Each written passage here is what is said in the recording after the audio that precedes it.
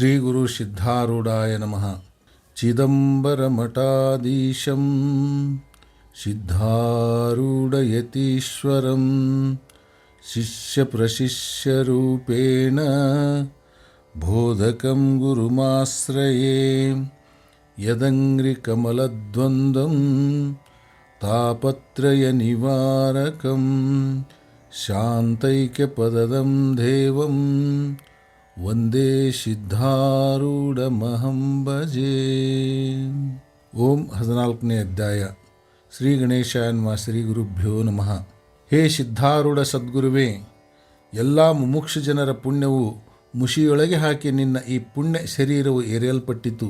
ನಿನಗೆ ಜನ್ಮ ಒಂದು ವೇಳೆ ಹೇಳುವುದಾದರೆ ಅದನ್ನು ಲೀಲೆಗೋಸ್ಕರವಾಗಿ ನೀನೆತ್ತುವಿ. ಕ್ಷಣ ಮಾತ್ರ ನಿನ್ನ ಸಂಗತಿಯಾದರೆ ತೀವ್ರವಾಗಿ ಭವಬಂಧವು ನಾಶವಾಗಿ ಅಂತರದಲ್ಲಿ ಬ್ರಹ್ಮವು ಪ್ರಕಟವಾಗುತ್ತದೆ. ಇಂಥ ಸದ್ಗುರುವಾದ ನಿನ್ನನ್ನು ವರ್ಣಿಸುವಾಗೆ ನನ್ನ ಮತಿಯು ಕುಂಠಿತವಾಗಿ ಎಲ್ಲೆಲ್ಲಿಯೂ ಸಾಗುವುದಿಲ್ಲ.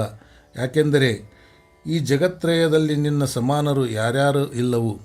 ತೀರ್ಥಕ್ಷೇತ್ರಾದಿಗಳಲ್ಲಿ ಮಾಡಿದ ಯಾವ ಫಲವು ಕಾಲಾಂತರದಲ್ಲಿ ಸಿಗುತ್ತದೆ, ಆದರೆ ನಿನ್ನ ದರ್ಶನದ ಫಲವು ತತ್ಕಾಲವೇ ಸಿಗುವುದೆಂದು ಶ್ರುತಿಗಳಲ್ಲಿ ಪ್ರಸಿದ್ಧವಾಗಿರುವುದು.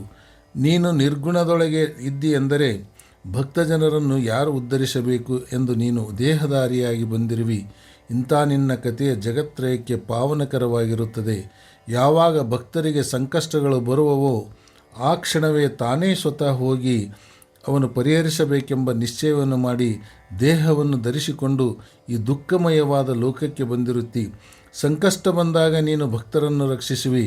ಆಮೇಲೆ ಅವರು ಪ್ರೇಮಯುಕ್ತರಾಗಿ ನಿನ್ನನ್ನು ಸೇವಿಸಲಿಕ್ಕೆ ಆದರ ಉಳ್ಳವರಾಗುವರು. ಅದರಿಂದ ಅವರ ಚಿತ್ತಶುದ್ಧಿಯನ್ನು ಹೊಂದಿ ಮುಂದೆ ಜ್ಞಾನಕ್ಕೆ ಅಧಿಕಾರಿಗಳಾಗುವರು. ಸದ್ಗುರು ಮಾತೆಯಾದ ನೀನು ದುರ್ಜನರಿಗೋಸ್ಕರ ಸಹ ತಾರಣೋಪಾಯವನ್ನು ಹುಡುಕುತ್ತಿರುತ್ತಿ. ಅವರು ಚಲನ ಮಾಡಿದರೆಂದರೆ ಅವರಿಗೆ ದಯ ತೋರಿಸಿ ನೀನು ಅವರನ್ನು ಉದ್ಧರಿಸುವಿ. ಇಂಥ ದಯಾಳುವಾದ ಹೇ ಸದ್ಗುರುವೇ, ಭಕ್ತರ ಮೇಲೆ ಸದಾ ಕೃಪೆಯ ಛಾಯೆಯನ್ನು ಹಾಕಿ ನೀನು ಶ್ರಮ ಪರಿಹರಿಸುವಿ.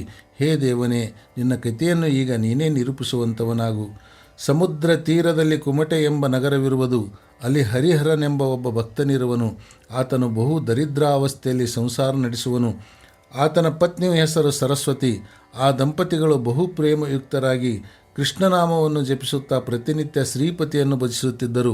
ನಿತ್ಯದಲ್ಲಿ ಭಜನೆ ಮತ್ತು ನಾಮಸ್ಮರಣೆ ಮಾಡುತ್ತಿರುವುದರಿಂದ ಅವರ ಚಿತ್ತವು ನಿರ್ಮಲವಾಗಿ ಅವರಿಗೆ ಮಹಾವೈರಾಗ್ಯ ಪ್ರಾಪ್ತಿಯಾಯಿತು ಮತ್ತು ಸಂಸಾರ ಕಾರ್ಯಗಳನ್ನು ಮಾಡುವುದರಲ್ಲಿ ಬಹು ಬೇಸರ ಪಡತೊಡಗಿದರು. ಪ್ರಪಂಚದಲ್ಲಿ ಬಹು ದುಃಖವಾಗುವುದು ಎಂದು ಹೃದಯದಲ್ಲಿ ಬಹಳ ತಳಮಳಪಟ್ಟು ಏನು ಮಾಡಬೇಕೆಂದು ತಿಳಿಯದೆ, ಹೇ ಶ್ರೀಹರಿ, ನೀನೇ ನಮಗೆ ದುಃಖದಿಂದ ಬಿಡುಗಡೆ ಮಾಡು ಎಂದು ಪ್ರಾರ್ಥಿಸುತ್ತಿದ್ದರು. ಆ ಸಮಯದಲ್ಲಿ ಹುಬ್ಬಳ್ಳಿಯಲ್ಲಿ ಶ್ರೀ ಸಿದ್ಧಾರೂಢರೆಂಬ ಯತೀಶ್ವರರಿರುವರು.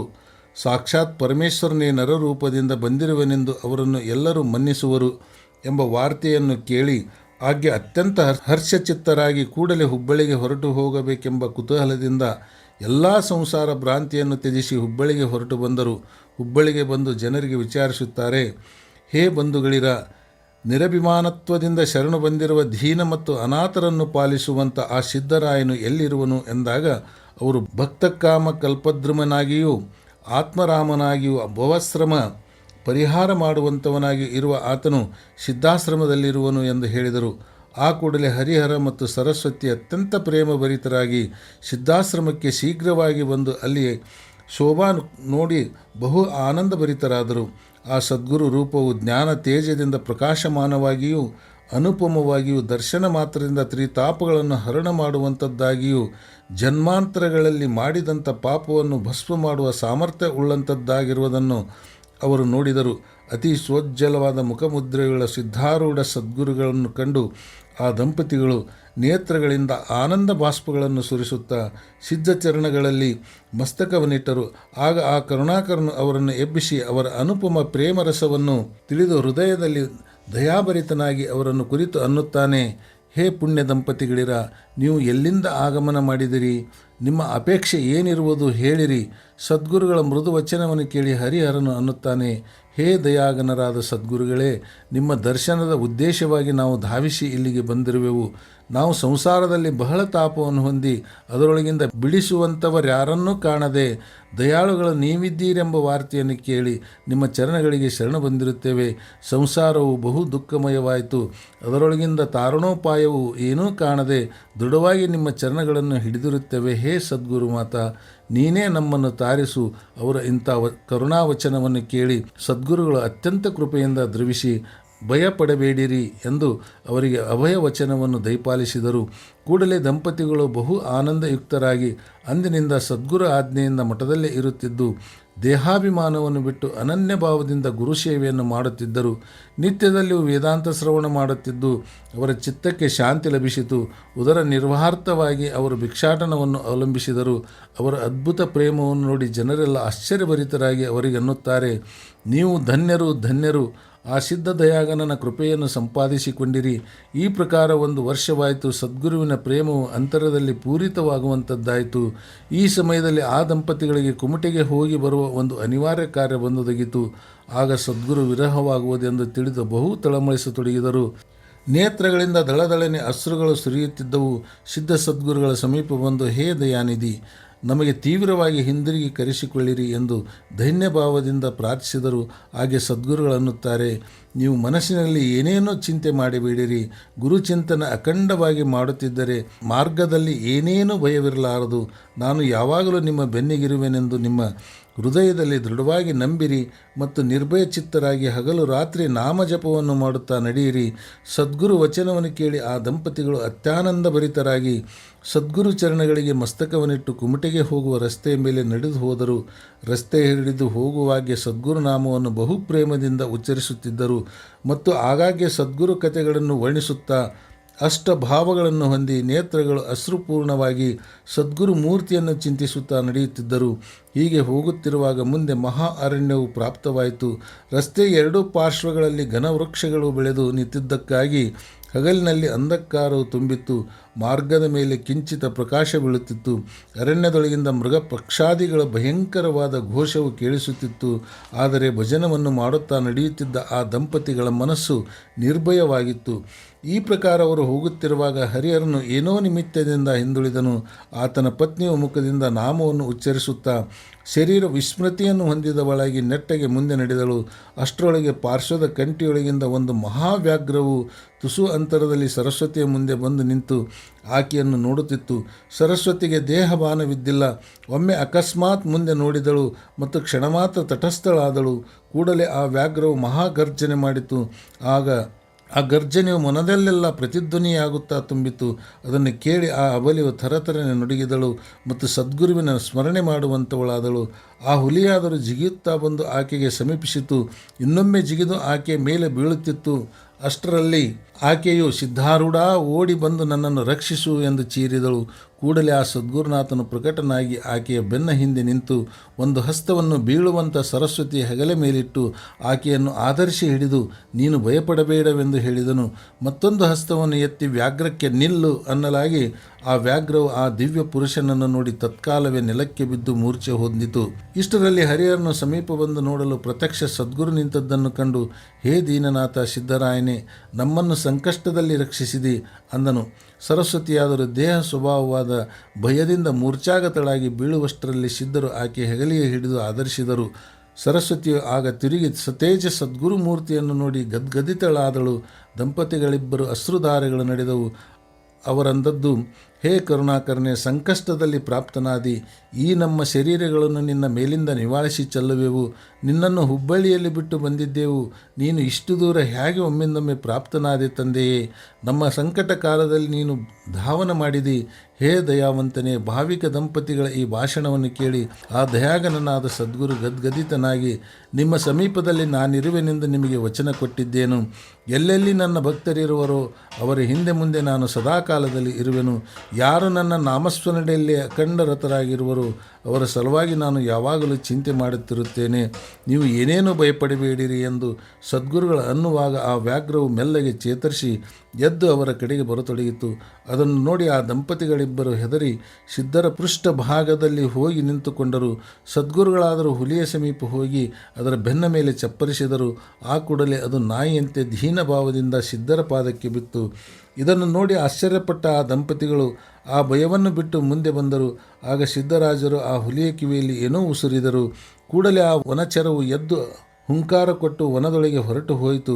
ಅನಂತರ ಸಿದ್ಧರು ಬಹುಕೃಪೆಯಿಂದ ಆ ದಂಪತಿಗಳಿಗೆ ಪುನಃ ಆಶ್ವಾಸನವನ್ನು ಕೊಟ್ಟು ಕೆಲವು ಹೆಜ್ಜೆ ಅವರ ಕೂಡ ನಡೆಯುತ್ತಾ ಅಕಸ್ಮಾತ್ತಾಗಿ ಅದೃಶ್ಯರಾದರು. ದಂಪತಿಗಳಾದರೂ ತಮಗೆ ಸದ್ಗುರುಗಳು ಬಂದು ರಕ್ಷಣೆ ಮಾಡಿದ್ದನ್ನು ಪುನಃ ಸ್ಮರಿಸುತ್ತಾ ಆನಂದಭರಿತರಾಗಿ ಆ ಯೋಗೀಶನನ್ನೇ ಹೃದಯದೊಳಗೆ ಧರಿಸಿಕೊಂಡು ಸಾವಕಾಶ ನಡೆಯುತ್ತಾ ತತ್ಕಾಲದಲ್ಲಿ ಕುಮಟೆಗೆ ಪ್ರಾಪ್ತರಾದರು. ಅಲ್ಲಿ ತಮ್ಮ ಕಾರ್ಯವನ್ನು ತೀವ್ರವಾಗಿ ಮುಗಿಸಿ ಮರಳಿ ಹುಬ್ಬಳ್ಳಿ ಕಡೆಗೆ ಪ್ರಯಾಣ ಮಾಡುತ್ತಾ ಪೂರ್ವದಲ್ಲಿ ವ್ಯಾಘ್ರ ದರ್ಶನವಾದ ಸ್ಥಾನಕ್ಕೆ ಬಂದರು.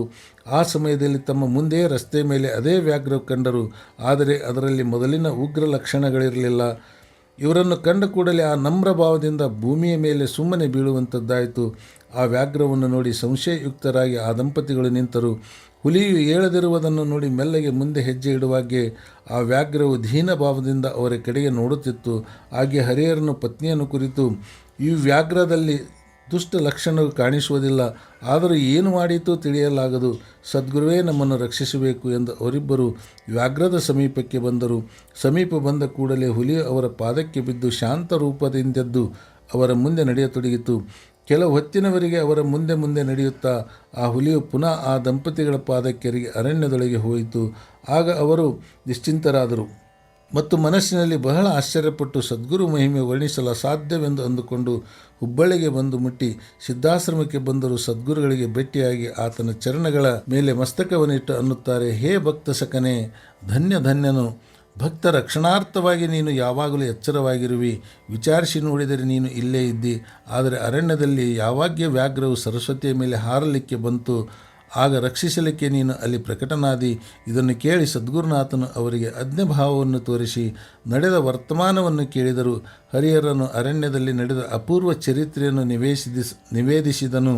ಇದನ್ನು ಕೇಳಿದ ಭಕ್ತ ಜನರೆಲ್ಲ ಆಶ್ಚರ್ಯಚಕಿತರಾದರು. ಸಿದ್ಧರಂದರು, ಸದ್ಗುರು ಭಾವವು ಯಾವಾಗಲೂ ಸತ್ಯವಾಗಿ ತಾರಕವಾಗಿರುತ್ತದೆ. ಯಾಕೆಂದರೆ ಆ ಸಮರ್ಥನಾದ ಸದ್ಗುರು ಭಕ್ತ ಕಾರ್ಯದಲ್ಲಿ ಸರ್ವದಾ ಜಾಗೃತನಾಗಿರುತ್ತಾನೆ. ಈ ವಚನವನ್ನು ಕೇಳಿದವರೆಲ್ಲ ಜಯ ಜಯಕಾರ ಮಾಡಿ ಸದ್ಗುರುವಿನ ಮಹಿಮೆ ವರ್ಣಿಸಲ ಸಖ್ಯವು ಆತನ ಕೀರ್ತಿಯಿಂದ ಚರಾಚರವು ತುಂಬಿರುತ್ತದೆ ಎಂದು ಅನ್ನುವಂಥವರಾದರು. ಅಂದಿನಿಂದ ಆ ದಂಪತಿಗಳು ಸುಖದಿಂದ ಸದ್ಗುರುಗಳ ಚರಣ ಸನ್ನಿಧಿಯಲ್ಲಿ ಇರತೊಡಗಿದರು. ಹೇ ಶ್ರೋತ್ರಾಜನರುಗಳಿರ, ಜಗತ್ತಿನೊಳಗೆ ಪವಿತ್ರವಾದ ಈ ಕಥೆಯನ್ನು ನೀವು ಸಂಪೂರ್ಣವಾಗಿ ಕೇಳುವಂಥವರಾಗಿರಿ. ಶ್ರೀ ಸಿದ್ಧಾರೂಢರಂಥ ಅವತಾರ ಪುರುಷರ ಚರಿತ್ರವು ಸರ್ವದಾ ಅಧ್ಯಾತ್ಮ ವಿಚಾರಕ್ಕೂ ಸಮ್ಮತವಾಗಿರುತ್ತದೆ. ಯಾಕೆಂದರೆ ಸಗುಣದಲ್ಲಿಯೂ ನಿರ್ಗುಣದಲ್ಲಿಯೂ ಅವರ ಲಕ್ಷ್ಯವಿದ್ದು ಅವರ ವರ್ತನವು ಉಭಯಾತ್ಮಕವಾಗಿರುವುದು. ಸಗುಣ ಚರಿತ್ರವು ಶ್ರವಣ ಮಾಡಿದ ಮಾತ್ರದಿಂದ ಕೂಡಲೇ ಚಿತ್ತಕ್ಕೆ ಶಾಂತಿ ಉಂಟಾಗುತ್ತದೆ. ಆದರೆ ಮುಮುಕ್ಷು ಜನರ ಸಲುವಾಗಿ ನಿರ್ಗುಣ ಲಕ್ಷಾರ್ಥವು ಹೇಳಲೇಬೇಕಾಗಿರುತ್ತದೆ. ಆದ್ದರಿಂದ ಸಜ್ಜನರಾದ ನೀವು ಈ ಕಥೆಯ ಲಕ್ಷಾರ್ಥದ ಕಡೆಗೆ ಲಕ್ಷ್ಯ ಕೊಡಬೇಕು. ಅಂಥ ಈ ಲಕ್ಷಾರ್ಥವನ್ನು ಶ್ರವಣ ಮಾಡುವುದರಿಂದ ಚಿತ್ತವು ಮಲರಹಿತವಾಗಿ ಅಂತರದಲ್ಲಿ ಜ್ಞಾನ ಜ್ಯೋತಿ ಪ್ರಕಟವಾಗುವುದು. ತೀವ್ರ ವೈರಾಗ್ಯ ಮತ್ತು ವಿಮಲ ಶಾಂತಿ ಎಂಬುದೇ ಆ ದಂಪತಿಗಳು. ಇವರು ಸಿದ್ಧ ಸದ್ಗುರುವಿನ ಆಜ್ಞೆಯಿಂದ ವ್ಯವಹಾರಣ್ಯದೊಳಗೆ ಹೋಗುತ್ತಾರೆ. ಅವರು ಅಲ್ಲಿ ಸುಖದಿಂದ ಸಂಚರಿಸುತ್ತಿರುವಾಗ ಕ್ರೋಧವೆಂಬ ವ್ಯಾಘ್ರವು ಅಕಸ್ಮಾತ್ತಾಗಿ ಎದ್ದು ಆ ಶಾಂತಿಯನ್ನು ನುಂಗಲಿಕ್ಕೆ ನೋಡುವಾಗ ಶಾಂತಿಯು ಸದ್ಗುರುನಾಥನ ಸ್ಮರಣೆಯನ್ನು ಮಾಡುವಂಥವಳಾದಳು. ತತ್ಕಾಲವೇ ಸದ್ಗುರು ಹೃದಯದಲ್ಲಿ ಪ್ರಕಟನಾದನು ಮತ್ತು ಅದೇ ಕ್ಷಣದಲ್ಲಿ ಕ್ರೋಧವು ಶಾಂತವಾಯಿತು. ಈ ಪ್ರಕಾರ ಸದ್ಗುರು ಅವರನ್ನು ರಕ್ಷಿಸಿ ಮುಂದೆ ಆತ್ಮಸುಖದ ಕಡೆಗೆ ಕಳಿಸುವಂಥವನಾದನು. ಆತ್ಮಾನುಭವ ಒಮ್ಮೆ ಆದ ಮೇಲೆ ಭವಾರಣ್ಯದಲ್ಲಿ ಸಂಚರಿಸಿದರೂ ಕ್ರೋಧ ಬಂತೆಂದರೆ ಅದು ಶಾಂತ ರೂಪದಿಂದ ಇದ್ದು ತನ್ನ ಸಂಗತಿಯಿಂದ ಪರಮಾರ್ಥಕ್ಕೆ ಬರುವ ವಿಘ್ನಗಳನ್ನು ನಿವಾರಿಸಿಕೊಟ್ಟು ಕಡೆಗೆ ಬಿಟ್ಟು ಹೋಗುತ್ತದೆ. ದೇವಾದಿದೇವನಾದ ಆ ಸದ್ಗುರುನಾಥನ ಹೃದಯದಲ್ಲಿ ಎಲ್ಲ ಬ್ರಹ್ಮಾಂಡಗಳು ಇರುವವು. ಆತನು ಈಶ್ವರನಿಗೆ ನಿಯಂತನು, ತ್ರಿಮೂರ್ತಿಗಳಿಗೆ ಸತ್ತಾ ಮಾತ್ರದಿಂದ ಆಡಿಸುವಂಥವನು ಆಗಿರುತ್ತಾನೆ. ಎಲ್ಲ ಪ್ರಾಣಿಗಳನ್ನು ಈಶ್ವರನು ಬಂಧನದಲ್ಲಿ ಹಾಕುತ್ತಾನೆ. ಆದರೆ ದಯಾವಂತನಾದ ಸದ್ಗುರು ಈ ಲೋಕದಲ್ಲಿ ಬಂದು ತನಗೆ ಶರಣು ಬಂದವರೆಲ್ಲರನ್ನು ಒಮ್ಮಿಂದೊಮ್ಮೆ ಮುಕ್ತರನ್ನಾಗಿ ಮಾಡುತ್ತಾನೆ. ಆ ಸದ್ಗುರುವಿನ ಕೀರ್ತಿ ವರ್ಣಿಸಲಿಕ್ಕೆ 1000 ಹೆಡೆಗಳುಳ್ಳ ಶೇಷನಿಗೆ ಜಿವ್ಯಗಳು ಸಾಲುವುದಿಲ್ಲ. ಅಂಥದ್ರೊಳಗೆ ಮಂದಮತಿಯಾದ ನಾನು ಎಷ್ಟು ವರ್ಣಿಸಲಿ? ಹೇ ಶ್ರೋತ್ರ ಜನರುಗಳಿರ, ಮುಂದಿನ ಅಧ್ಯಾಯದಲ್ಲಿ ಅದ್ಭುತವಾದ ಕಥನವನ್ನು ಸಾವಧಾನ ಚಿತ್ತದಿಂದ ಕೇಳುವಂಥವರಾಗಿರಿ. ಅದರ ಶ್ರವಣ ಮಾತ್ರದಿಂದ ಸಂಸಾರ ಮೋಹವು ಹಾರಿ ಹೋಗಿ ಹೃದಯದಲ್ಲಿ ನಿರ್ಮಲ ಜ್ಞಾನವು ಪ್ರಕಟವಾಗುವುದು ಎಂಬಲ್ಲಿಗೆ ಶ್ರೀ ಸಿದ್ಧಾರೂಢ ಕಥಾಮೃತದ ಶ್ರವಣ ಮಾತ್ರದಿಂದ ಸರ್ವ ಪಾಪಗಳನ್ನು ಭಸ್ಮ ಮಾಡುವಂಥ ಬಹುಮಧುರವಾದ ಈ 14ನೇ ಅಧ್ಯಾಯವನ್ನು ಶಿವದಾಸನು ಶ್ರೀ ಸದ್ಗುರು ಸಿದ್ಧಾರೂಢರ ಚರಣಾರವಿಂದಗಳಲ್ಲಿ ಅರ್ಪಿಸಿರುವನು. ಓಂ ನಮಃ ಶಿವಾಯ. ಜಯ ಜಯ ಮಂಗಳ ಜಯ ಶುಭ ಮಂಗಳ ಸದ್ಗುರು ಸಿದ್ಧಾರೂಢರಿಗೆ. ಸದ್ಗುರು ಸಿದ್ಧ